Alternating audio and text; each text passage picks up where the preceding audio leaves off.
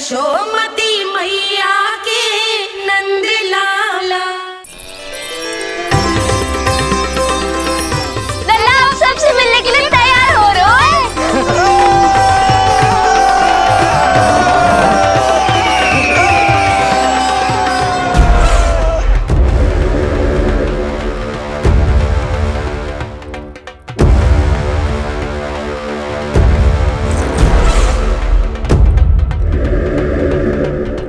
कहाँ से आ रही है पनिया विष्णु? महाराज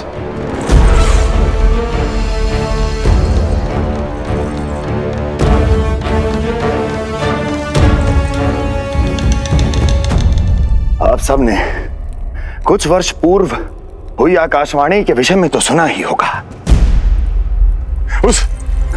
उस विष्णु ने घोषणा करवाई थी कि उसका अवतार राजकुमारी देवकी के 8वें पुत्र के रूप में जन्म लेगा और मेरा अंत कर देगा। शत्रु को अवसर देना मेरे स्वभाव में नहीं, और यह तो मेरे अस्तित्व का प्रश्न था। इसलिए मैंने स्वयं अपने इन हाथों से देवकी की प्रत्येक संतान का अंत कर दिया। और मैं क्या करता?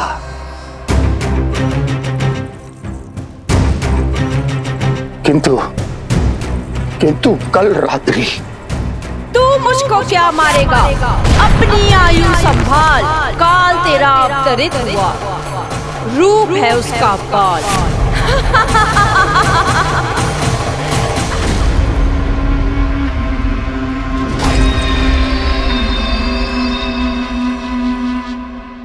ध्यान देना यशोदा मैया, तेल लगाने के बाद ही असली मालिश प्रारंभ होगी। अपने भाई की सहायता करने आने के लिए धन्यवाद बहन योगमाया। चिंता मत करना नीलमणि, तुम्हारा पूरा ध्यान रखूंगी मैं। परेशान मत हो मैया, हम दोनों कुछ नया सीखेंगे आज। बहुत आनंद आएगा।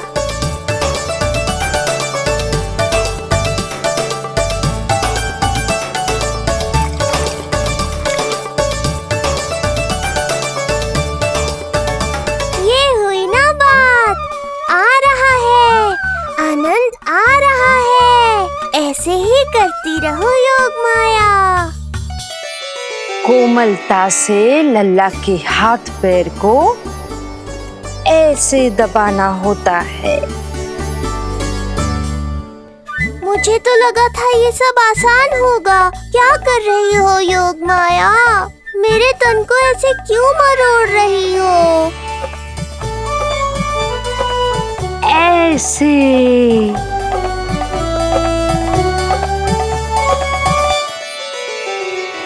अब पीठ की बारी है। हाँ, धन्यवाद, तुम्हारा बहुत बहुत धन्यवाद। ये अत्याचार समाप्त हुआ है। अब मुझे उल्टा क्यों कर दिया? संभाल के योगमाया। आप चिंतित ना होइए।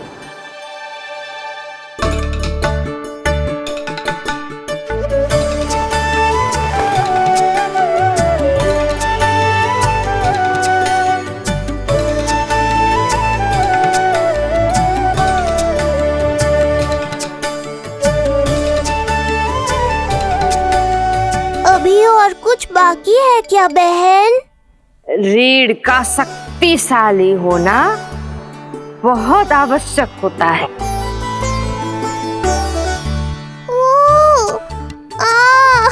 मुझे पता नहीं था स्नान करना इतना कठिन भी हो सकता है।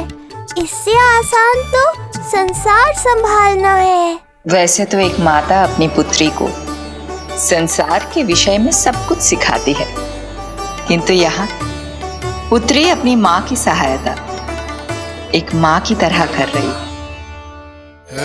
सिखा रही पुत्री, देखो सीख रही है माँ, पर ना पाए पहचान है न्यारी प्रभु लीला। बहन भाई की सेवा करती देखे गोपियां।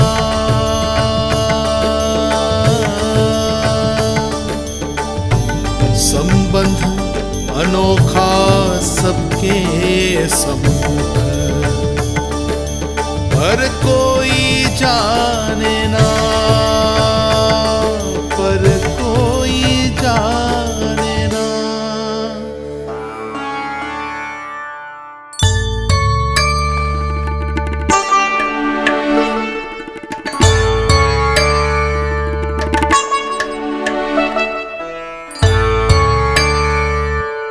सूर्य देव की किरणें लल्ला पर पड़ने दो मैया।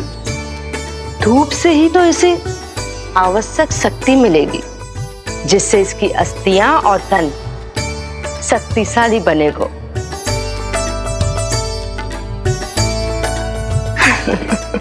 मैं तो तुम्हें देखकर प्रसन्न था योग माया। मुझे लगा था तुम मेरी मैया का कष्ट दूर कर दोगी, पर तुमने तो मेरा ही कष्ट बढ़ा दिया। बहन होने का पूरा लाभ उठा रही हो तुम। अब हम इसे हल्दी और बेसन के मिश्रण से नहलाएंगे और संभरानी से सुखाएंगे। अब ये अजीब सी वस्तु क्या है? ये चिपचिपा रही है। किस बात का दंड दे रही हो बहन?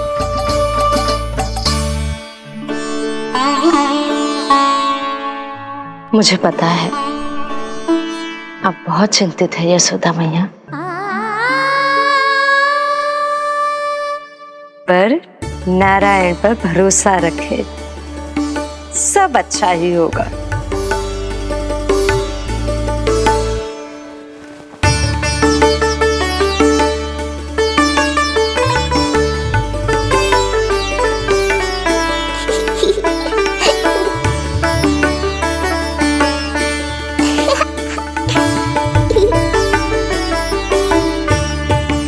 अत्यधिक आनंद आ रहा है। इतनी सावधानी के बाद भी वो कपटी विष्णु मुझे धोखा देने में सफल हो गया। दुष्ट है वो, छलिया है, और मुझे पूरा विश्वास है कि वो एक बार फिर छल का प्रयोग करके जीत जाएगा। मार डालेगा वो विष्णु मुझे। आप सभी भली भांति परिचित हैं मुझसे, जानते हैं मेरे स्वभाव को। जब जीवन पर संकट हो तो अभिमान अर्थहीन होता है। जब प्राणों पर आ जाए तो सम्मान, स्वाभिमान सब निरर्थक होता है।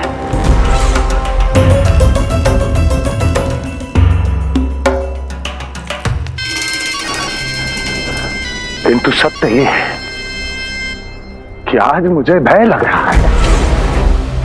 महाराजाधिराज कंस, जिसकी एक हुंकार पे संपूर्ण संसार कांप उठता है, आज उसे भय लग रहा है। ये आप क्या कह रहे हैं महाराज? भय आपके सम्मुख भटक भी नहीं सकता। क्या आपको स्मरण नहीं हम आपके मित्र कैसे बने थे? मैं भौमासुर, ये बकासुर, और वहां बैठे वत्सासुर और वाणासुर। जीवन भर में जो भी हमारे सम्मुख आया, हमें उसे यमराज के पास भेजने में एक क्षण भी नहीं लगा।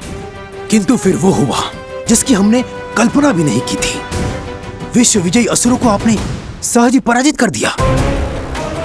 एक ऐसा अभूतपूर्व योद्धा महाबली कंस आज भयभीत हो रहा है। यह संभव है महाराज।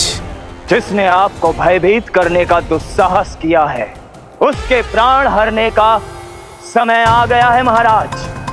विष्णु के विरुद्ध हम सभी आपके साथ हैं। महाराज, तुम सबकी मित्रता मेरी शक्ति है, इसलिए मैं चाहता हूं कि तुम सब उस विष्णु अवतार को ढूंढने में मेरी सहायता करो। सोचो, कैसे खोजा जा सकता है उसे? कहां मिलेगा वो? विष्णु! विष्णु! विष्णु! बातें तो बहुत अच्छी कही, किंतु ये क्या कर रही हो? मत डालो। नहीं नहीं।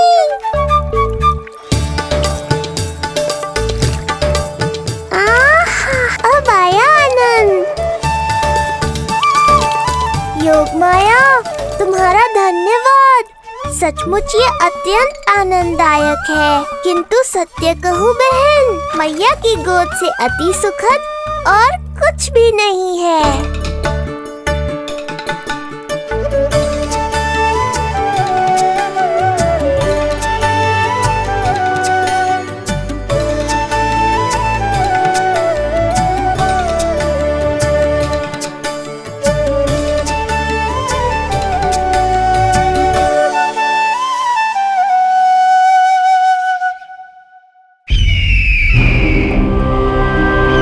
विष्णु कोई भी रूप धारण कर सकता है, हम उसे पहचानेंगे कैसे?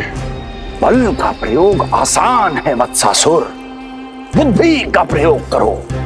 कुछ भी करना पड़े करो, किंतु उपाय खोजो। मिल गया उपाय। मैं जानता हूं उसे कैसे खोजना है, उस छलिए को। शीघ्र बताओ बकासुर, क्या सुझाव है तुम्हारा? विष्णु जैसा व्यक्ति वहीं निवास करेगा जहां सत्य और शांति व्याप्त हो, जहां गायों की पूजा होती हो और बच्चे बिना किसी भय के सुरक्षित वातावरण में खेलते हों, जहां ब्राह्मण शास्त्रों के अनुसार जीवन यापन करते हों, जहां यज्ञ हवन होता हो, ऋषि मुनि तप करते हों, जहां विष्णु के भक्तों को पूजा आराधना करने की स्वतंत्रता हो। वाह बकासुर वाह, बिल्कुल सटीक वर्णन किया है तुमने उस विष्णु के प्रिय स्थान का। बस अब हमें केवल विनाश का नृत्य करना है। ऐसे सभी स्थानों की शांति भंग कर देनी है। यज्ञ स्थलों को भ्रष्ट करना है, मंदिरों को नष्ट करना है, ब्राह्मणों को आतंकित करना है, गायों को छीनना है और उनकी हत्या करनी है। यदि हम ऐसा करने में सफल हुए, वो समाज रक्षक विष्णु स्वयं सामने आने पर विवश हो जाएगा और मैं उसका आसानी से अंत कर दूंगा।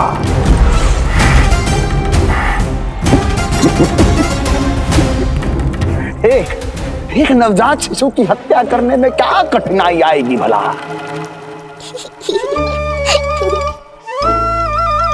ये लो मैया, हो गया। माय, मुझे ये सब सिखाने के लिए, मेरी सहायता करने के लिए आपका बहुत बहुत धन्यवाद। ये तो मेरा कर्तव्य था। मुझे बड़ा अपनापन सा लग रहा है आपके साथ, किंतु कभी मिले हो ऐसा स्मरण ना हो रहा है। समझ ना आ रहा है संबंध ही क्या है हमारा। मैया पुत्री का संबंध है हमारा।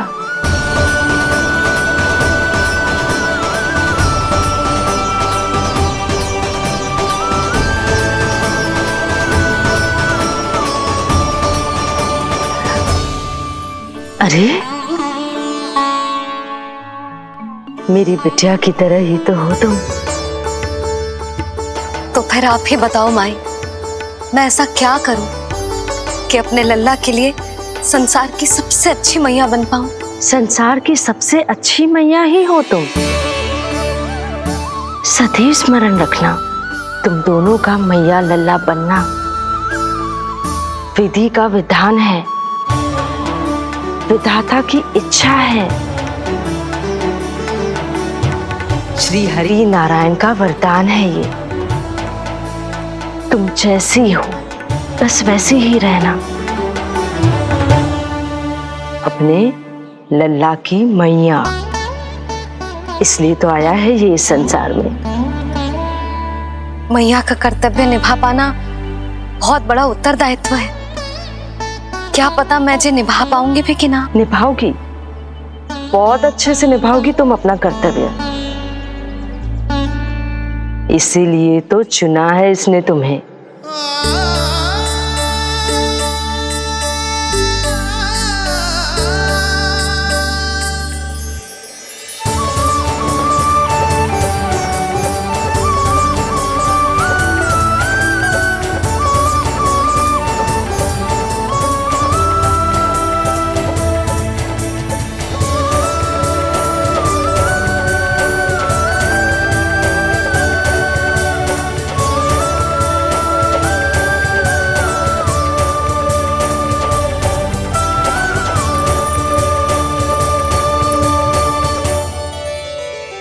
जाओ, कोई जाकर लल्ला के वस्त्र ले आओ।